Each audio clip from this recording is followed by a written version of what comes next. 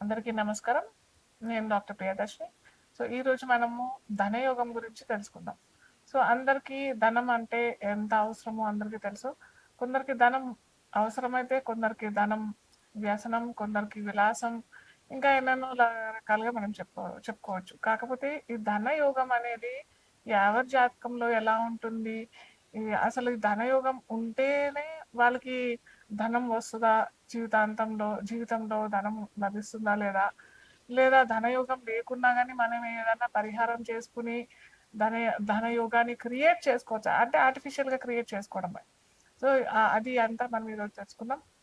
First of all ధనయోగం అంటే ఎలా లభిస్తుంది? ఒక జాతక చక్రంలో చూసినట్టయితే నేను ప్రతిసారి చెప్తుంటాను. మనము ధ యోగాలైనా, ఏ యోగాలైనా మన లగ్నం నుంచి చూసుకోవాలి. జాతక చక్రంలో లగ్నం ఏంటో ఫస్ట్ తెలుసుకున్నాక, లగ్నం నుంచి ద్వితీయంలో ఏ గ్రహం ఉంది? అది పాపగ్రహమా? లేకపోతే న్యాచురల్ బెనిఫిక్ అంటాము. న్యాచురల్ బెనిఫిక్ అనేసేసి 2 అంటే పాప గ్రహము ఉంటది. మంచి ఫలితాలిచ్చే మంచి గ్రహం కూడా ఉంటది. సో, ఎప్పుడైతే ఈ పాపగ్రహం లేకుండా మంచి గ్రహం అంటే పర్సనల్‌గా మన జాతక చక్రంలో ద్వితీయంలో పాపగ్రహం లేకుండా మంచి గ్రహం అంటే మంచి ఫలితాలు ఇచ్చే జనరల్‌గా మంచి ఫలితాలన్నీ ఇచ్చేస్తాయన్నమాట. అయితే దాంట్లో ఏంటంటే గురువు గ్రహం, శుక్రగ్రహం అంటే బృహస్పతి, శుక్రుడు. ఈ 2 గ్రహాలు మనకి ధనాన్ని ఇచ్చే గ్రహాలన్నమాట. సో, ఈ గ్రహాలు కనుక ద్వితీయాధిపతితో లేదా ద్వితీయంలో ఒక్కోసారి గురుగ్రహం ఏంటంటే ద్వితీయంలో ఉన్న వాళ్ళకి ఆహ్, విపరీతమైన డబ్బు, విపరీతమైన ధనం వస్తుంది. కానీ వచ్చినప్పటికీ అది నిలదొక్కుకోలేరు. ఏదో విధంగా ఖర్చయిపోవడము, వాళ్ళు అనుభవించారనమాట. అంటే సపోజ్ ఫర్ ఎగ్జాంపుల్ ఒకడు బాగా రిచ్, బాగా ధనవంతుడు. అతను బాగా సంపాదిస్తాడు. లైఫ్ లాంగ్ అతను కూడబెట్టి అలాగే కూడబెడుతూనే ఉంటాడు. తద్వారా ఏమవుతదంటే అతని చివరి జీవిత దశలో అతను అనుభవించకుండానే వెళ్ళిపోతాడు. అతను తదనంతరం ధనాన్ని అనుభవించడం ఇలాంటియన్నీ జరుగుతూ ఉంటాయనమాట. సో, అలాంటి రకం ద్వితీయంలో గురువు ఒకవేళ ఉన్నట్టయితే. మళ్ళీ ద్వితీయంలో గురువు ఉన్నా కానీ ఎన్ని డిగ్రీస్‌లో ఉన్నాడు? ఏ నక్షత్రంలో ఉన్నాడు? ఇవన్నీ కూడా క్షుణ్ణంగా మనం తెలుసుకున్నట్టయితే ఈ ధనయోగాలు మనకి ఎలాంటి ఫలితాలు ఇస్తాయి? ఎలా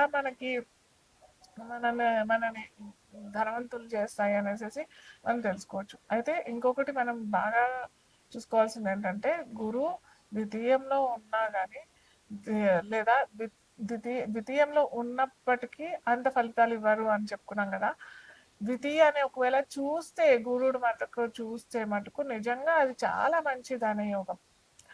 వాళ్ళకి ఎటువంటి ధనానికి ఇబ్బంది లేకుండా జీవితకాలం మొత్తం ధనానికి లోటు లేకుండా ఉంటుంది. అలాగే శుక్రుడు కూడా ద్వితీయంలో ఉన్నా కానీ మనమేమో గ్రహానికి ఏమనుకున్నాము, గురువు కనుక ద్వితీయంలో ఉంటే కొద్దిగా అతను అనుభవించాడు అని చెప్పాం కదా! కానీ శుక్రుడు అలా కాదు. ద్వితీయంలో ఉన్నా అతను ధనాన్ని ఇస్తాడు. కాకపోతే ఇక్కడ రూల్ ఏంటంటే ద్వితీయంలో శుక్రుడు ఉన్నా ఇస్తాడు. ద్వితీయాన్ని చూసినా గాని శుక్రుడు ఇస్తాడు.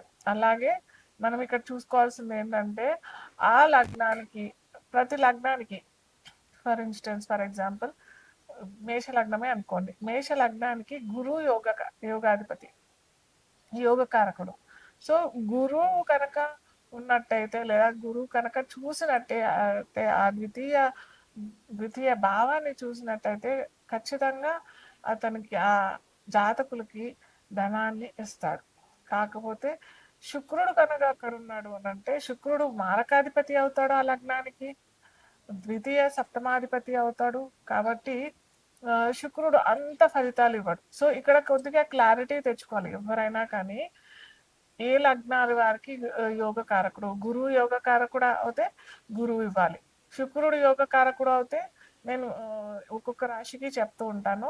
ఏ ఏ రాశులకి లగ్నాలకి ఏ గ్రహాలు ధనాన్ని క్రియేట్ చేస్తాయనేసి ఒక్కొక్క లగ్నాలకి చెప్పుకుంటూ పోతాం మనము.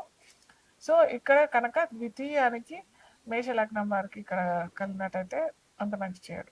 సో, ఇలా ప్రతి లగ్నాలకి ఒక లగ్నానికి గురువు యోగకారకుడు అయితే, ఒక లగ్నానికి శుక్రుడు యోగకారకుడు అవుతాడు. సో ఇలా మనము డిఫరెన్షియేట్ చేసుకున్న తర్వాత మనకి ధనయోగం జీవితంలో ఉందా లేదా, ఒకవేళ లేకపోతే ఎలాంటి పరిహారాలు మనం చేసుకోవచ్చు, ఇది మనం మేషం నుంచి మీనం వరకు చూద్దాం.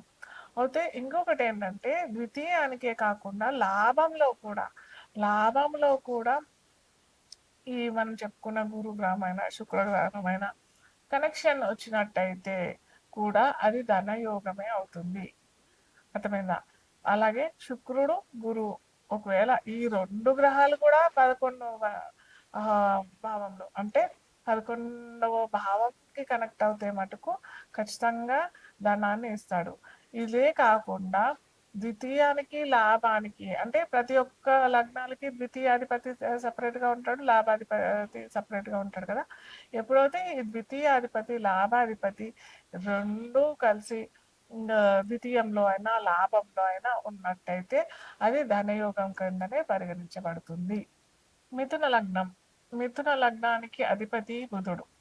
సో ఈ బుధుడికి కనుక ధనయోగం మనం చూసినట్టయితే ద్వితీయాధిపతి అయిన చంద్రుడు, అలాగే లాభాధిపతి అయిన కుజ చంద్రుడు కనెక్టివిటీ వస్తే కనుక ఖచ్చితంగా వీరికి ధనయోగం అనే చెప్పొచ్చు. కాకపోతే వీళ్ళకి ఏంటంటే కుజ చంద్రులు వేరే డిఫరెంట్ యోగం కూడా అని చెప్తాము, అది మనం సపరేట్గా డిస్కస్ చేద్దాం.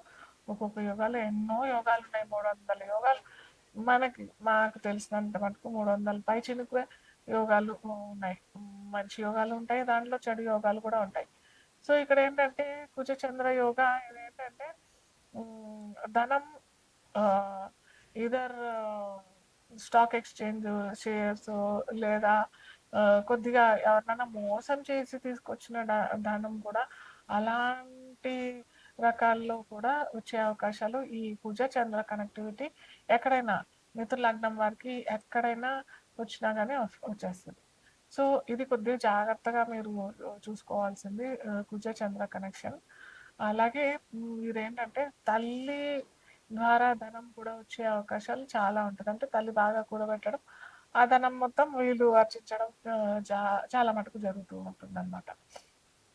ఒకవేళ ఈ బుధ చంద్ర కనెక్టివిటీ లేదు, ద్వితీయానికైనా లాభానికైనా కనెక్షన్ లేదు, మనం ఎలా చేయాలి, ఏ పరిహారం చేయాలి అని అంటే మనం చంద్రుడికి కుజుడికి కనుక మనం రెమెడీ చేసినట్టయితే ప్రతి సోమవారం శివాలయంలో రుద్రాభిషేకం కనుక చేయించుకుంటే, లేదా మీరే ఒక చెంబు నీళ్ళలో కొంచెం సింధూరం కలిపి శివుడికి అభిషేకం చేసినట్టయితే కూడా ఖచ్చితంగా మీకు ధనయోగం ఆటోమేటిక్గా క్రియేట్ అయిపోతుంది.